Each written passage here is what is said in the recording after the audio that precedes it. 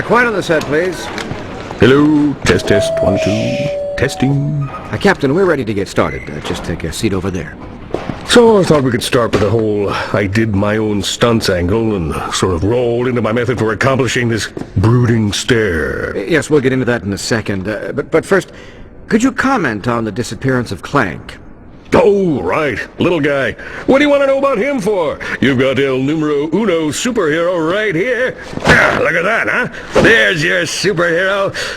You can't see it, but there's a tribal tattoo under there. That's nice, but if you could just give us your version of the events. I'm sorry. I thought we were here to talk about my new holo film, My Blaster Runs Hot. I mean, I wouldn't even be able to tell the story without some sort of visual. Do you have any crayons? We'll add in the visuals.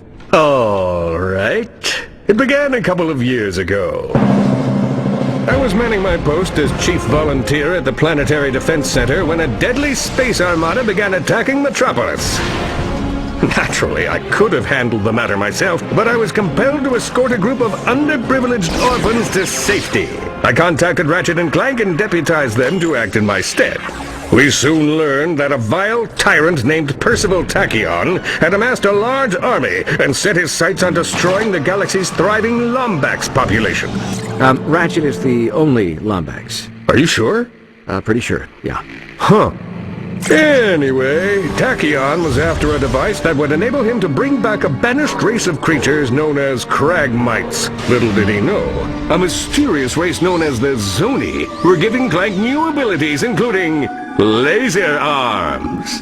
But they were doing more than just giving him abilities, weren't they? Well, there was something about premonitions and yada yada yada, but the heart of the story is here with old CQ.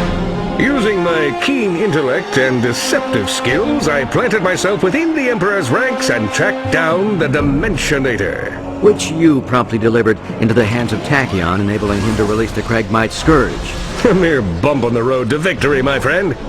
We still destroyed Tachyon, banished the Cragmites, and saved the galaxy. But then, in a shocking final twist, the very beings Clank claimed to have aided him snatched him from the Apogee space station, never to be seen or heard from again. Well, that's not necessarily true. Ratchet discovered his location in an uncharted system on the edge of the galaxy. His capture had been orchestrated by Dr. Nefarious. Oh, yeah, I heard about that. I, of course, was on the set for my new holo film, My Blaster Runs Hot, which, by the way, you have yet to ask about. One of the greatest heroes in the universe. Your colleague is captured by your nemesis, and you stay behind. Didn't you hear the call to arms? Of course I heard it. But when you get to be as big as me, you have to let a few of those babies go to voicemail, you know?